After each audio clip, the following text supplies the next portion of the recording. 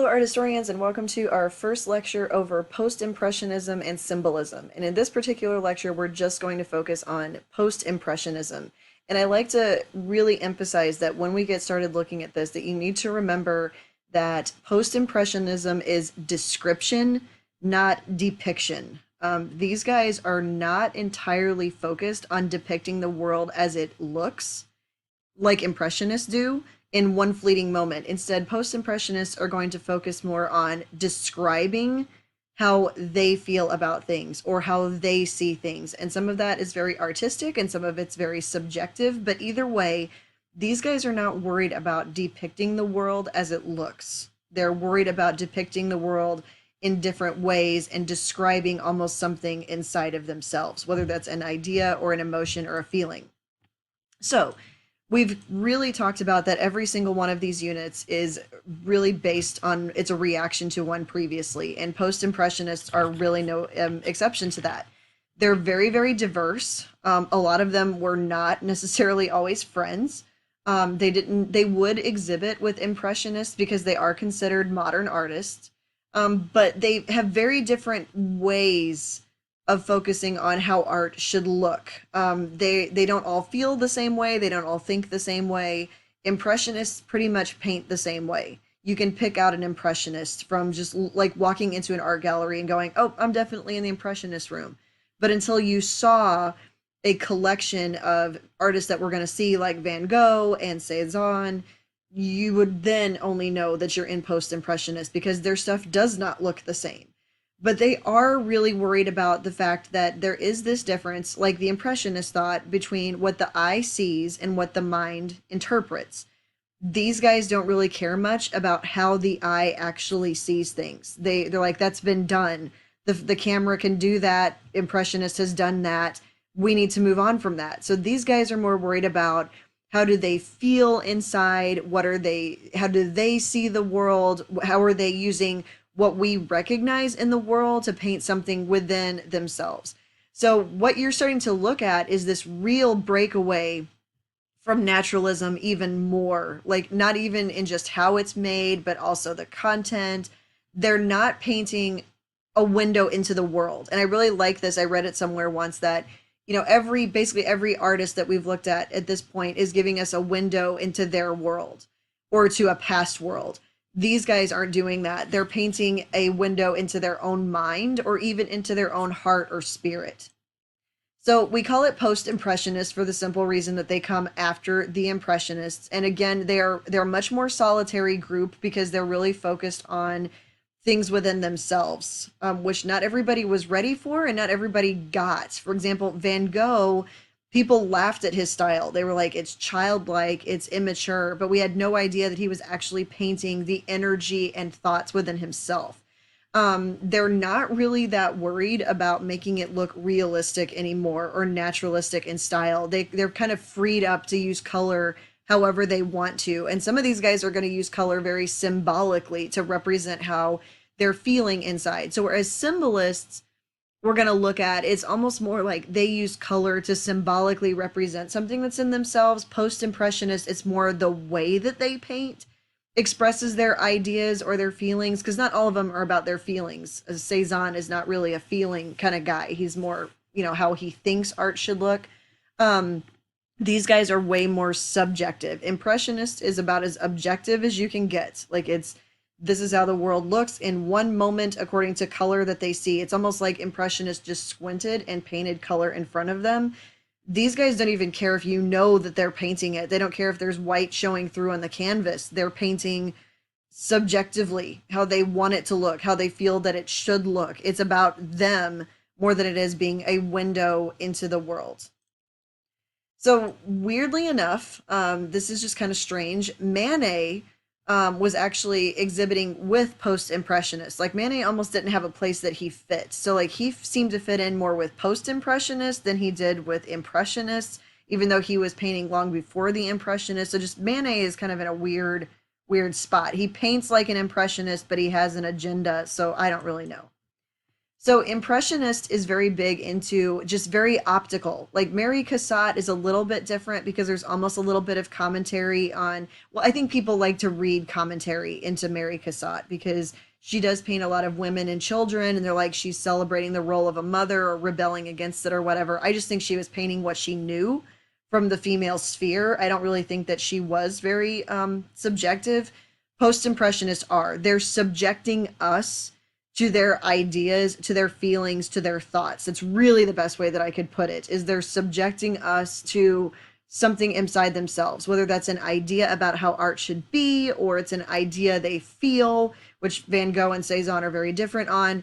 They're not really worried about what is painted. It's more the how they're going to paint it. And they really liked the idea that Impressionists are very into just using color, but at the same time they're going to be like, okay, I want to use color to express more than that, just rather than natural color. So these guys are going to be another modern art style because a lot of them are painting in very modern ways, and they are still continuing to paint very modern subjects of the time, things that are in their own life. They're very anti-tradition, like in terms of how we paint or what we paint. They're very over that. But again, post-impressionists, you wouldn't walk into a gallery and go, oh, I'm definitely in post-impressionist land or impressionist land. You'd know you're in impressionist. But if you're walking into post-impressionist, you'd be like, who are the artists? Because then it would tell you that's more of a way to know who they were. So again, with these guys, and especially the symbolists, instead of color depicting something like with Monet, color describes more. It's a description of how they feel about painting, or even feeling something within themselves. And Van Gogh is going to be a really good way to see that.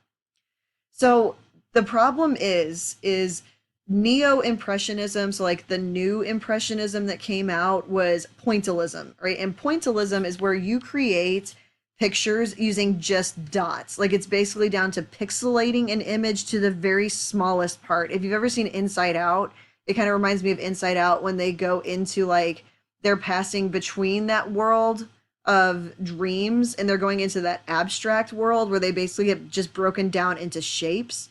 So by doing this, I mean, basically images have been broken down to their smallest little dot.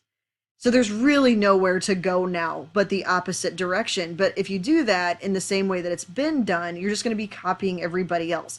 So post-impressionists are like, fine, we're going to continue to show an image, but we're going to do it in new ways, and we're going to make it about us. We're going to subject you to what's going on inside of us instead of focusing on the outside world. So this is just an example. This is Sunday Afternoon on the Grand Jeté by George Seurat, who's not on the 250, and I don't honestly understand how he's not, because pointillism is such a big deal. But this was completely created out of dots of color. Like it's completely pixelated and joined together, and the figures are almost very geometric. Fun fact, there's actually groups that just recreated this image using real humans in a 20th century style. So I kind of thought that was fun. We're going to talk about this artist as well. This is Gauguin, and you can see how he's actually letting us into a dream or a vision that people praying are having. So he's subjecting us to their vision, and he divides up this scene of Jacob wrestling the angel with this tree and basically shows us the real world, and then on the other side is the dream world. And that color he uses, that red blocky color underneath it, is expressing the anger and the violence that's going on. So it's kind of this vision after the sermon that they've just heard, where they're envisioning it in their head. So he's subjecting us to somebody else's vision, not our own. So please understand this with post-impressionists. Like the impressionists, they're very big on color, but they're not using color to depict, all right? Color with post-impressionists is very subjective. It's how they're like, it's different ideas about how you should use color, how they feel. They're really into separating the colors, whereas impressionists, you wanted the colors to blend together into one image the way that the mind works. But post-impressionists don't. It's often very blocky or very swirly, to kind of get inside their head. Like it has a deeper meaning in terms of the color. So you can paint with color, but it doesn't even have to be naturalistic color anymore. So this is also another Gauguin, and you can see it's very blocky and not very blended together, almost cartoonish. So this is called synthesism, where it's going to be kind of synthesizing color to convey an emotion or an idea. So there really is, in my humble opinion, no better artist to look at for post-impressionism than Vincent van Gogh, because Van Gogh had so much going on inside of him that whenever he paints, he is subjecting us to what is going on inside of him, like 100%. And the way that he paints with this swirls and the dynamic energy, you can almost see what is going on inside his head. He could create an image almost entirely out of lines and swirls of color. Like you can see it, like even in the self-portrait below, this jacket that he's got on, you can see that it's just lines of color that creates it. But that energy behind it and that swirling is really just kind of an expression of what was going on within his head. So he paints things that we recognize, like he paints fields, flowers, all those things. He's painting things that are realistic, but he's not painting it just to show it. It's not like Monet's haystacks where we're just looking at color creating haystacks. He's subjecting us to his feelings about haystacks or flowers or the scene. Like he's using that color and those swirls to kind of giving us what is inside of him. And there's actually an exhibit at the art museum. I don't know if when you watch this, if it still will be, that is, he called Millet, who was a realist, Father Millet. Like he was the father to all of them because he captured real life in the way that he painted. This poor guy probably most likely suffered from manic depressive disorder, just incredible. And of course, at that point, that wasn't diagnosed and there was no way to treat it or medicate it. He would have these manic highs and these super low lows, and he just wanted so much to be good at something. And a quote that I read from him is, "There's something inside me that can be useful, but what is it?" And it's almost like he had borderline personality disorder at the same time. And sorry, that's my psych background talking, but it's like he just, every time he got close to something, he destroyed it. Like he just fell in love so deeply with all the wrong things. His cousins, prostitutes, cut his ear off and gave it to a prostitute, wanted to become a priest, but he was almost too emotional for that. And people didn't get him. And he's probably one of the best known artists of all time. And he only sold one painting in his lifetime. And he really was a very sad man trying so hard to be happy and trying to find happiness in things. And so when Van Gogh paints, he's not trying to make it look naturalistic. He uses very short and very long, almost swirling, moving, like his paintings almost seem to move. They've made movies out of his work just by showing the amount of movement he had in them. And what he's really painting is he's subjecting us to his emotions and his feelings on the inside, and painting, how depressed or sad or happy or contemplative he was, in that energy and almost swirling in his mind of just constant movement. You can see that in the way that he paints lines going different directions and like little dots, and like it's almost like he's interrupting himself whenever he's painting, like by the thoughts that go inside of his head. So this poor man, he just was very passionate about everything, just loved almost everything entirely too much. It's the way I compare it to is when my daughter, when we got our kitten, who's still alive, thank God. But she loved Danny so much that she would just squeeze Danny, and Danny would be like, "I'm dying." And that was kind of a Van Gogh moment for my daughter, because it's like she just loved it so much that she, almost killed it at the same time. But he was very big into nature and the healing power of nature, and very, very much obsessed with Japan and the symbolic, nature, behind nature, that it had a deeper message to it. So he paints sunflowers, like so many sunflowers, which is like this beauty and happiness. And, sunflowers are these happy, shining things. And he believed that, a painting should reflect what's going on inside someone. Like if a peasant painting smells of bacon, smoke, potato steam, fine.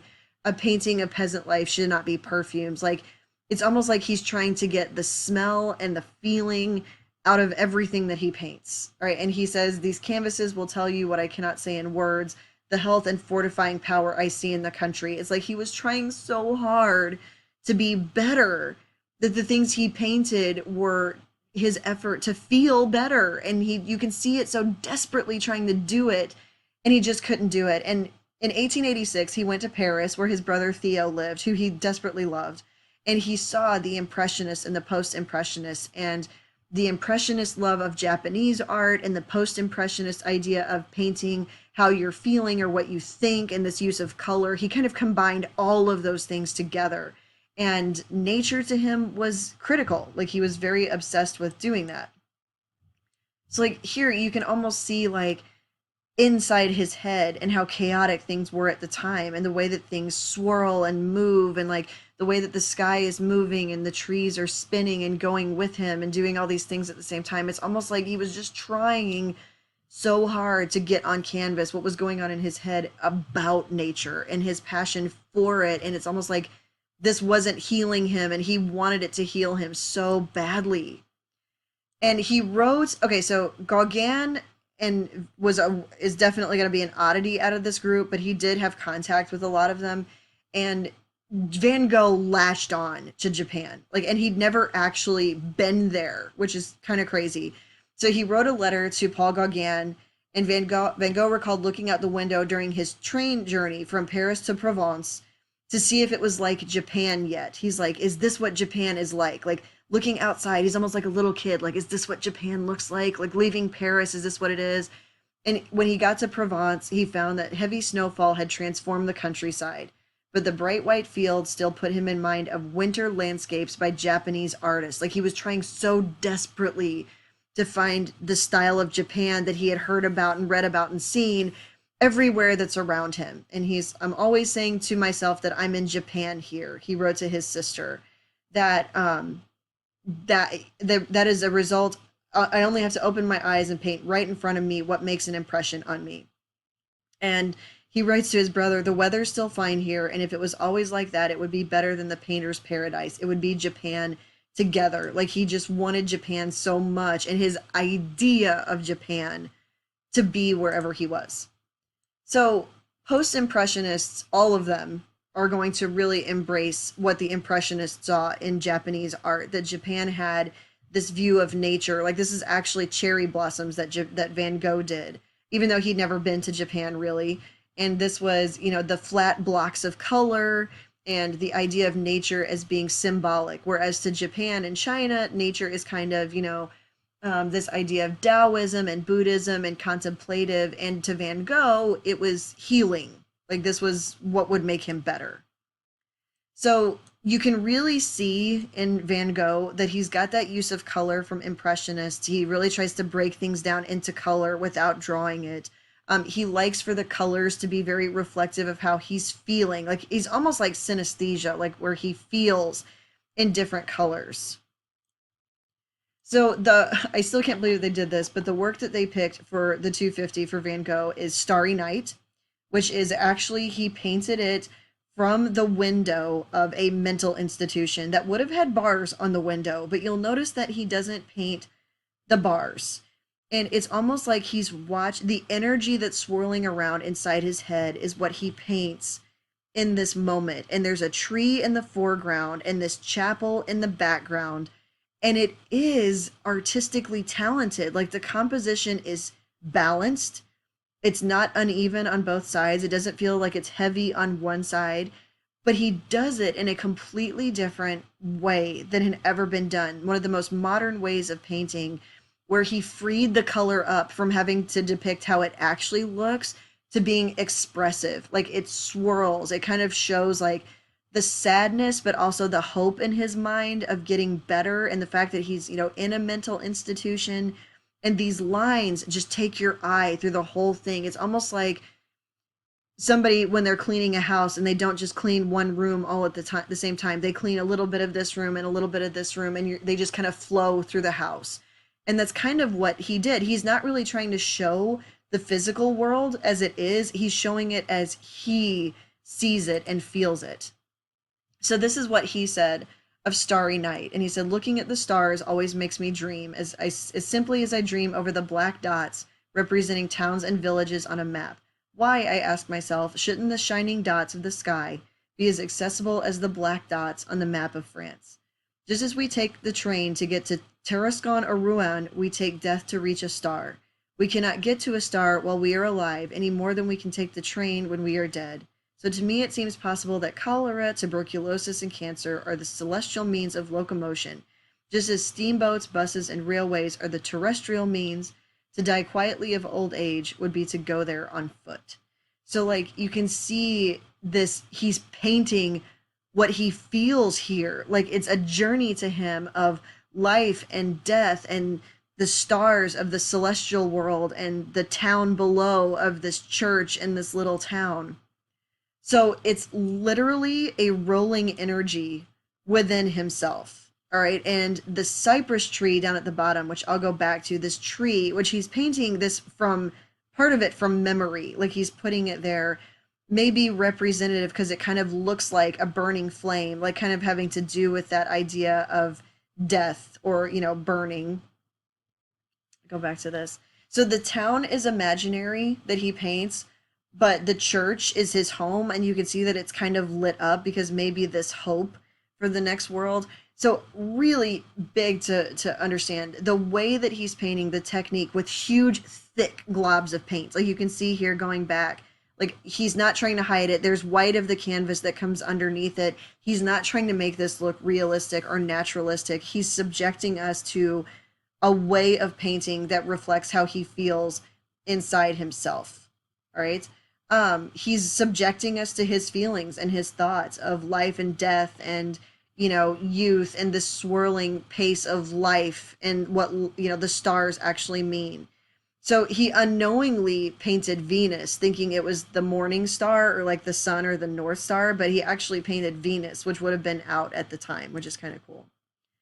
So this painting just breaks my heart. I mean, you can see the face that he's got in there, and you can almost see this is almost a little bit surrealist because here's a church and he sees his face within the windows, and then that swirling energy and thoughts within him as it kind of all blends into his beard. So the color is a little bit naturalistic, like that's how the night sky would look and it's how the church would look, but he's not using the color to depict a scene. He's depicting a feeling within himself and the thick application of paint and the swirling within him. And he never did sell his paintings. Like people didn't get him at the time. And now, of course, he's one of the most famous artists of all time. But he ended up committing suicide because he didn't want to be a financial burden on his brother Theo. And you can actually feel him in the way he uses the color, which is not unnaturalistic. It's how it would actually look. But this is actually a clip from Doctor Who, if you've ever watched the show, that I think really shows who he is.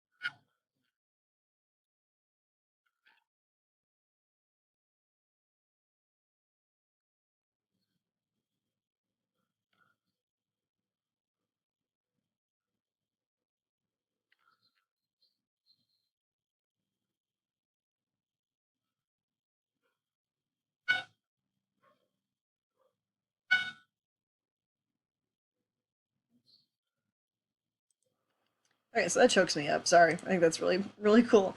All right, so now we're going to shift directions and go to Paul Cezanne, who is also a post-impressionist, but paints nothing like Van Gogh, where Van Gogh paints almost an energy within himself that he sees.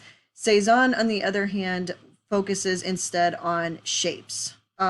He Cezanne is kind of a different type of guy. He's definitely a lot more solitary than the rest of them. He does originally like to, exhibit with the other artists at the time, but then he just basically liked to be by himself. He was very upset with the fact that art, and this is subjective, like it's his feeling, that art was becoming too deconstructed. Like it was being broken down into like just little, blots of color instead of being shapes. He really likes the idea of art being sculptural and constructed. So instead of seeing the world in colors, Cezanne sees it in shapes, very geometric, very structural. So, for example, all right, if you've got on the left a painting of apples, take for example the right, which is Cezanne, and what he would do is he took forever to paint paintings. Like they would say if he did a still life with fruit, the fruit would have rotted by the time he's done with it, because he was not concerned with the rules of linear perspective or making things look naturalistic.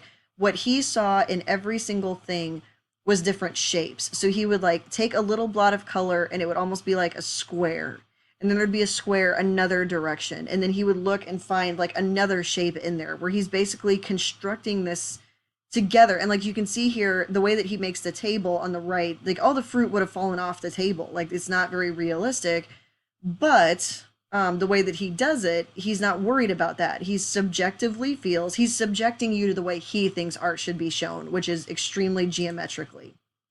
So like he's actually considered kind of like the forebearer to cubists, because he was breaking every single image down into the smallest little shapes that he could find, like almost constructing it on getting rid of the 3D look and making it look almost like 3D by creating different shapes in it. He wasn't using the traditional methods of making something look naturalistic, and that's because he wasn't trying to make it look naturalistic. He was subjecting us to that each item has its own perspective, its own depth, and not worrying about the scene having its own depth.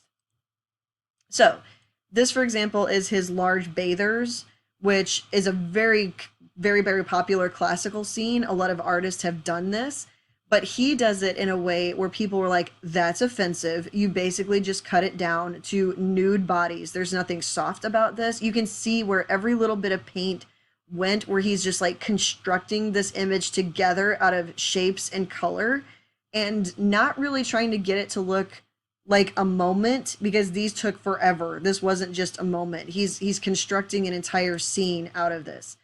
And his favorite thing to paint was Mont Saint Victoire, all right, which he did multiple versions of Mount Saint Victoire, each time breaking it down into just basically like a little line here. Like you can almost see like the triangles, like each individual brushstroke there, like he's building it almost like he's building it out of Legos or blocks of paint. So not like little dabs of color where it's trying to blend the color together. He's not trying to blend the color together at all. He's not trying to make it look naturalistic in any way, shape, or form. He's just completely constructing it out of little Legos or Lincoln logs of color. This is another one. You can see every single brushstroke. You can see where he left some areas completely white because it's more the idea of nature than it is actually nature. In fact, some of them, it was just the bare minimum of what it would be to see that it's a landscape. But he really was influenced by Japanese landscapes doing that. Here's another one. You can see every single paintbrush. You can see where he left it white in some areas, like he was just constructing it out of paint. So I like to say he's got geometry and geography, and Cezanne sculpturally constructs out of shapes, right? He would put different pieces of color to juxtapose them to create a landscape, and every single part of it has its own perspective. You're not looking into the distance. You're looking at this part has its own perspective, and this part has its own perspective, and it's so foreign to us, it's actually kind of difficult to understand. But Cezanne is subjecting us to how he feels that art should look.